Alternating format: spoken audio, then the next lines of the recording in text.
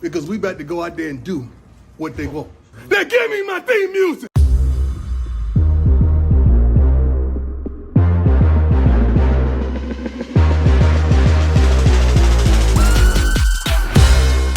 Hello, everybody, and welcome to episode 11 of Rounded Corners. I'm Alan. I'm Mitch. Today, we are going to talk about a specific audience. We're talking directly to the people who are new to the hobby, who need some tips on how to make it happen. Welcome, newbies. Welcome to the trade. This is a fun hobby. It will get you, and it will turn into a passion. And then it's a sickness, and it potentially is a disease that might have you have some real conversations with your significant other at one point down the line. Oh, I'm 100%. Do we keep joking around? We're going to get T-shirts made from the grandpa trade nights. Like, this is a sickness.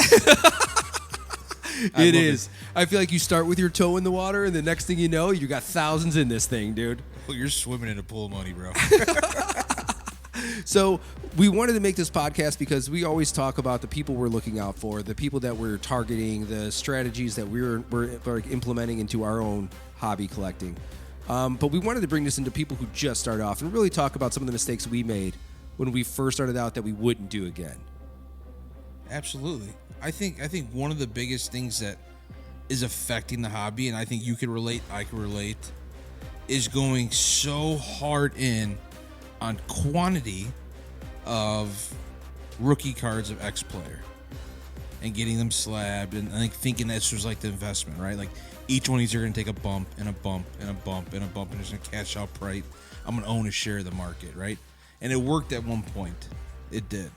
But the present day market, it's not. Not there. Not there. Yeah. So I'm going into this thing. I'm a kid. I'm an adult, got a little couple bucks in my pocket, want to make a move. All in focus. Color, autos. Color, autos. That's it. That's it, man. And stay away from base. And I don't care raw, graded. Either one's fine. But remember, when you're buying a slab, you're buying the card. You're not buying the slab. So you always focus on what the card is moving forward, I think there's great cards that are sitting in Beckett 9 holders right now that I think that has got better room than maybe a 10 does. Yeah. So focus on the cards, another aspect too that I don't think it's focused on enough. People get so focused on that PSA 10 sometimes. You got to know that there's chances you could break a card out of the slab, throw it into one touch, and it's worth substantial more money how many times now. So true. That's a good tip because I think that's one of the things I made a mistake in. And to jump off your point, I think you don't grade everything either. No. You've got to pick and choose what you grade. I mean, there's so many things. You see a pop report going crazy, do your research. If you're about Luis Robert, you did that research on his pop report, and I know I'm so glad you brought him up this time because every time I'm the one guilty, and it's the Luis Robert podcast. We are now 11 for 11. This is the best hitting percentage he's ever going to have. I don't know. He changed his last name to Robert Jr. I think he got an AL MVP in him this year now.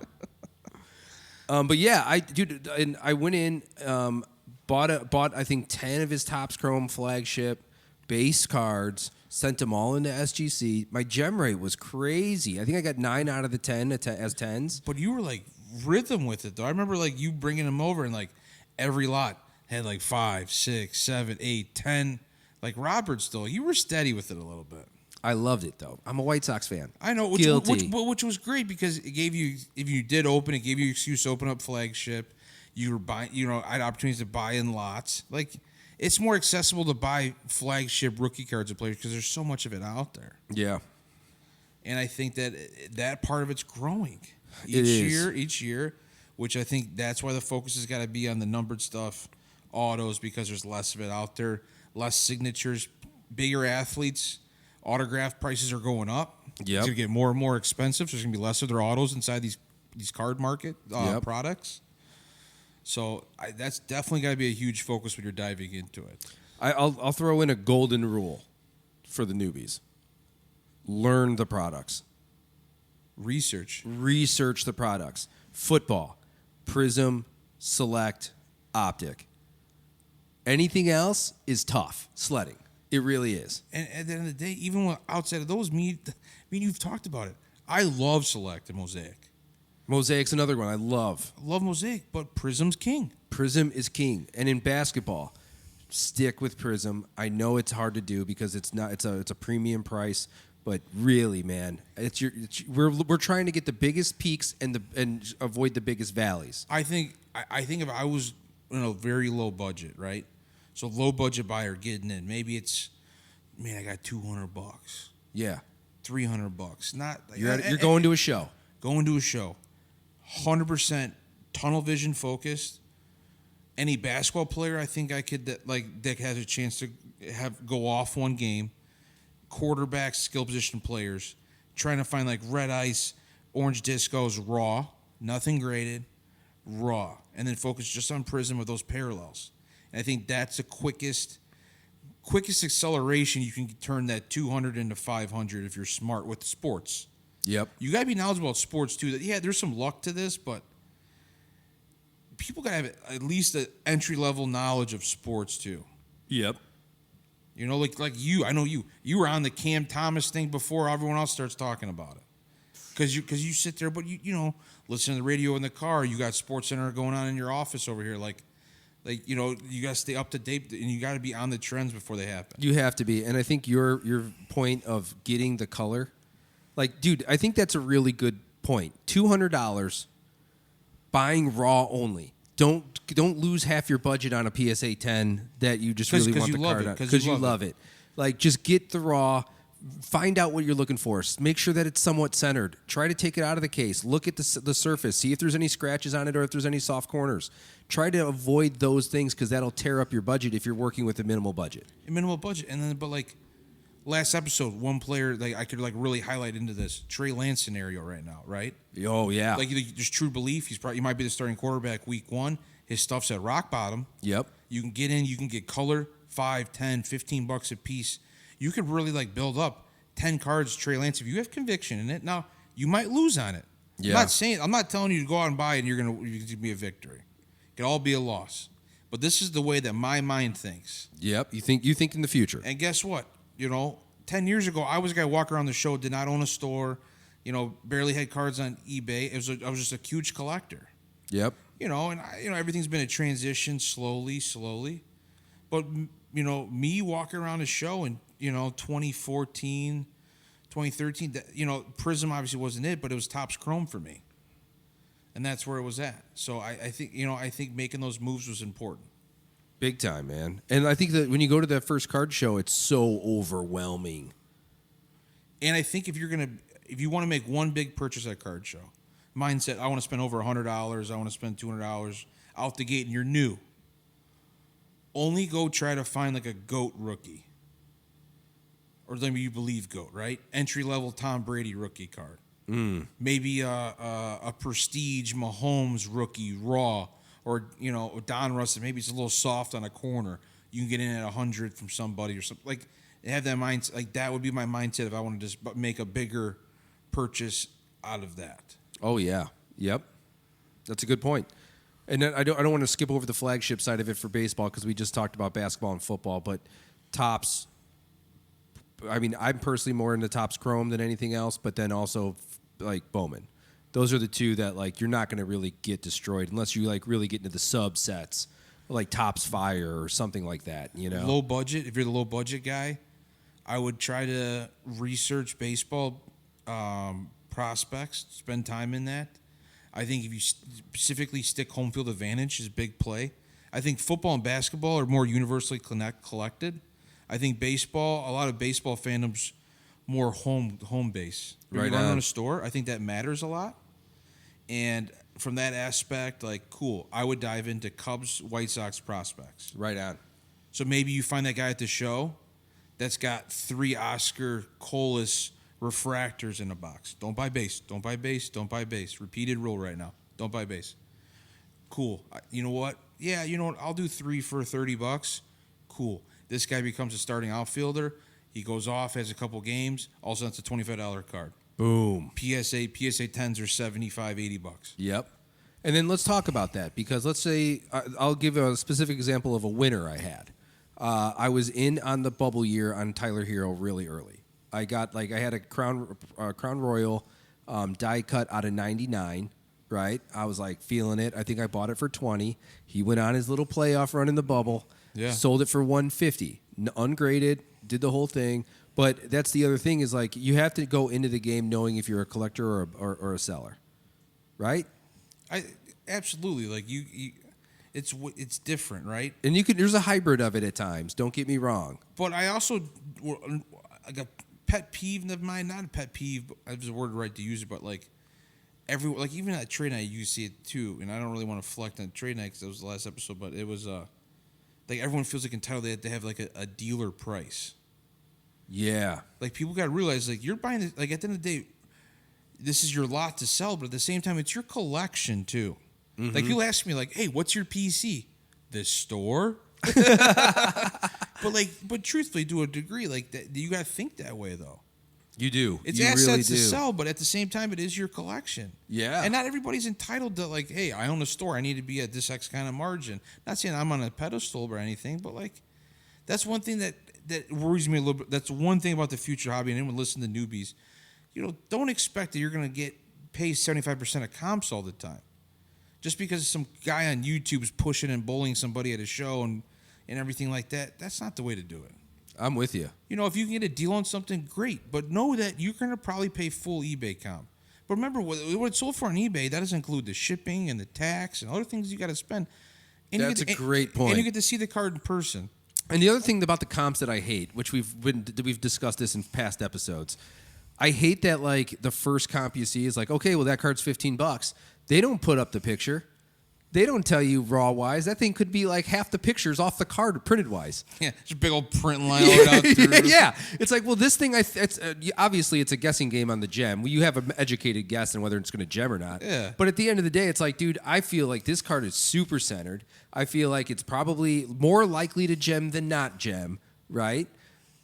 Why am I selling that for the card that half the picture's cut off of it? Absolutely. It doesn't make any sense. Or the fact risk the post office losing it. Like whatever. Yeah. Yeah. It's just it's tough, man. And I think that's one other thing that I think that as you're getting into it, don't have those expectations. Because I'm seeing that a little bit. I'm seeing it as a trend. These newer kids getting into it, and then they watch bigger fish on social medias, like YouTube's, Facebook, Instagram, and that. Well, they're treating it like a business. They are, which is great, which Yeah. is cool. Like the entrepreneurship, all for it, right? I'm an Hell entrepreneur, yeah. you're an entrepreneur. Yep. Love that part of it.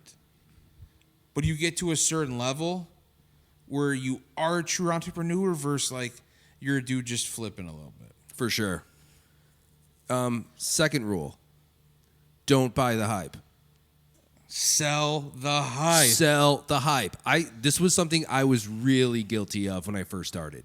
I bought a Zion Prism PSA 10 base. Already talking about our first rule. I bought the Zion Prism PSA 10 base for $750. I ended up selling that card for $100. That's what I could get for it. So don't buy into the hype. And that was around the COVID time. I was really excited about it. It was a card that I'm like, dude, I'm going to throw this in my collection. It'll be solid. I'm not even going to sell it again. That was your Boom. That was your 03 LeBron redemption move, wasn't it? It was, yeah. And LeBron kicked you again. I also did it with Acuna. And I did it with Tatis. I as soon as I saw those guys and they had like big I'm years. guilty. I'm a little guilty on Acuna, though. Acuna, that spike happened fast. It really did. So I think all of us got bit a little bit on Acuna, truthfully. I will say that about Acuna, though. Yeah, I think I bought like I had his base Topps Chrome PSA 10. I think I bought it for $250, and then by the next show, I was lucky to get $200 for it. Then I'm holding it even longer, so I'm like, oh, I'll just wait for it to come back up. Then he had his injury, and like now it's a $60 card. And so, but I bought it at the height of the market. I remember people bulk selling them at like $150, dude. Like So smart. Dude, I got 30 of them, bro. Like Yeah. 150. I'm like, I thought that was a deal back then. It is. And that's one thing I had to learn the hard way. Just because the price is what it is today doesn't mean it's going to be the price in 6 months. But another learning lesson on the double down on this is what the cards we're talking about are flagship raw rookies. Would have that happened instead of those 10 Acunas, it was, one refractor auto. It's a PSA 9 or PSA 10. Oh, it would have been a completely different game. Different trajectory. And that Different trajectory. lessons learned as you're getting in. the trials and errors. The industry's always changing. Yep. And if you're jumping in now, you have to come in with that mindset. Do not come in with the mindset that you're going to own 100 Luis Robert rookies, or you could ask Alan how it feels. Yeah, and speaking of one of the worst mistakes I've made, I'm sitting on probably $3,000 of Luis Robert at this point. And I went so heavy. I'm a White Sox fan. I was loving it, dude. Buying it with the Topps Chrome base at the time, I bought it upon release of the product, $30, $40 raw, dude. Dude, and mine hit in 2017. I went all in on Trubisky, dude. Oh, that's another And you fun know that, one, dude. You know that for me. See? Bro, I have 11 101s. What if I would have did that with Patrick Mahomes? Oh, dude, you'd have a yacht. We'd be doing this podcast on the back of the yacht. But those are the mistakes we're trying to get people to avoid. Yes. Right? Yes, the trials and errors. And at the end of the day, people realize this is all a gamble. This is all a gamble. Yep. And there's no such thing as a sure bet. Unless you're in the business of going in, I'm going to go buy a Gaudy Babe Ruth rookie card, which is probably just like a lifetime investment. Has a little bit of a gradual increase every single year. Yep. All this modern stuff is just a complete gamble. Oh, yeah. Crazy. And people need to understand that, too. Like, people get intoxicated by the hype. It's all a gamble. There's highs and lows to all of it. Yeah, do not buy during the hype. Just don't do it. I know it's so much fun to do, guys. I know. It's just don't do it because the card will eventually go back down. Yeah, like, you know what's funny? Like, people talk about Bowman and stuff. Personally, I watched the tape of Jackson Holliday. I think he's going to be a good player. I like what that team's doing. I told myself I am not going to try to even look up a Jackson Holliday card until 1 year after the release of that product. Heck yeah. And I told myself that because that is the time to buy it. Let a whole year pass. His market will dip. Mm-hmm. And you buy it there before 2 years from there, he's getting called up. Well, that's our last golden rule, so that's a great transition. Don't buy the cards that are just released. You guys sell the release. Sell the release. If you're going to break wax, buy it the week it comes out. Sell everything you can. The premium is through the roof. In 6 months, it's going to be 50% of the cost. We just learned this with Brock Purdy. We just saw it with Brock Purdy. The Julio Rodriguez, Bobby Witt hype right now, I love both players. I think they're super talented. There's a good chance one of those guys is probably going to get hurt within the first 2 months of the season, and the premium you're paying for him right now are going to be pennies on the dollar by All-Star break. Or a sophomore slump happens. It happens to people, man. Pitchers make adjustments. Your swing gets off by a second. Yep, Your body's adjusting.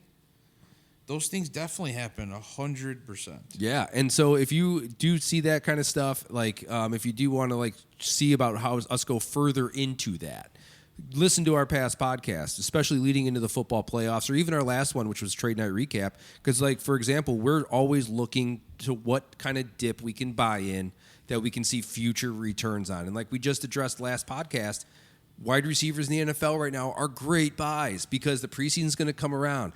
There's a lot of quarterbacks in movement right now. Those cards are going to go up. People get excited. Just think about where we're at right now in baseball. Spring training's about to start. Cards are flying off the shelf, dude. Series 1, this hasn't been this much hype for me, honestly, since 2019. Oh, yeah. And since I've been back in, I've never seen a Topps flagship so excited. People are so pumped. And cheers to Topps, dude. You listen to us, came with a new card design. Heck yeah. I love the whole new short print plan. Every player gets a short print. Yep. And they're chasing. Yep. And there's the bounty out there. Everything else. To finish off with the last part of your rule, sell releases. I think it's important to rip something in the first month it opens. If you're going to rip it, digest it, get rid of the stuff as fast as possible. Get rid of all of it. All of it. All of it, because more than likely you're going to have a re-entry buy on something that's inside it. By the time if you want to buy back in at a lower price, wait for the next release to come out. If you want to buy in at even the lower price, wait 2 releases to come out, and you will come out on top of those sales. Solar Brock Purdy for $65. Mosaic release weekend. Yep. Just bought one for $4.60. Boom, dude. That's the way you manipulate the market. Okay, thanks for listening. If you did learn something from this, make sure to follow our former podcasts, all the ones that are in our queue. Make sure to follow and subscribe to Forever Young Sports Cards on YouTube. If you have any questions, feel free to fire them off at Alan, A-L-A-N, at local219.tv. Other than that, we'll talk to you soon.